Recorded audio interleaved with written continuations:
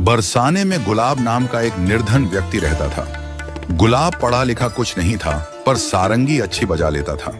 श्री राधा रानी के मंदिर के प्रांगण में जब भी पदगान हुआ करता था, उसमें वह सारंगी बजाया करता था। यही उसकी आजीविका थी। उसकी एक छोटी लड़की थी। जब गुलाब मंदिर में सारंगी बजाता तो लड़की नृत्य करती थी। उसका नृत्य देखने के लिए लोग स्तंभ की भांति खड़े हो जाते। गुलाब ने बड़े प्रेम से उसका नाम राधा रखा था। वह दिन आते देर न लगी जब लोग उससे कहने लगे, गुलाब लड़की बड़ी हो गई है, अब उसका विवाह कर दे। राधा केवल गुलाब की बेटी न थी, वह पूरे बरसाने की बेटी थी। सभी उससे बहुत प्यार करते। जब भी कोई गुलाब से उसकी शादी करवाने को कहता, उसका एक ही उत्तर होता, शादी करूं कैसे? शादी के लिए तो पैसे चाहिए ना। एक दिन श्री जी के मंदिर के कुछ गोस्वामियों ने कहा, गुलाब तू पैसों की क्यों चिंता करता है? उसकी व्यवस्था श्री जी करेंगी। तू लड़का तो देख। जल्दी ही अच्छा लड़का मिल गया। श्री जी ने कृपा करी। पूरे बरसाने ने गुलाब को उसकी बेटी के विवाह में सहायता करी। धन की कोई कमी न रही। गुलाब का भंडार भर गया। राधा का विवाह बहुत धूमधाम से हुआ।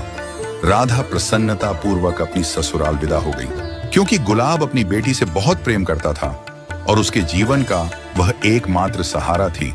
राधा के विदा होते ही गुलाब गुमसुम सा हो गया। 3 दिन और 3 रात तक श्री जी के मंदिर के बाहर गुमसुम बैठा रहा। लोगों ने उसको समझाने का बहुत प्रयास किया, किंतु वह सुध-बुध खोए ऐसे ही बैठा रहा।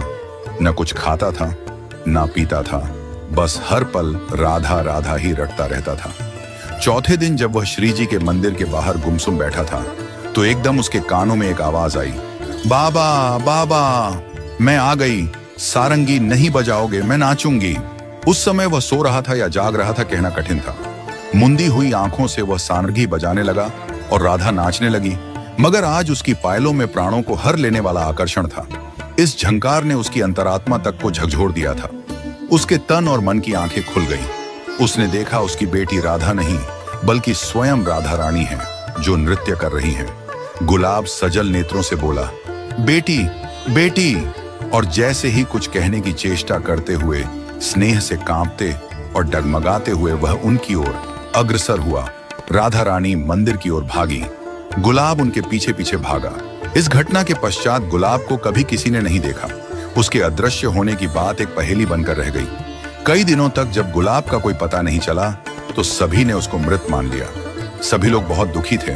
गोसाइयों ने उसकी स्मृति में एक चबूतरे का निर्माण करवाया। कुछ दिनों के पश्चात मंदिर के गोस्वामी जी शयन आरती कर अपने घर लौट रहे थे। तभी पेड़ की झाड़ियों से आवाज आई,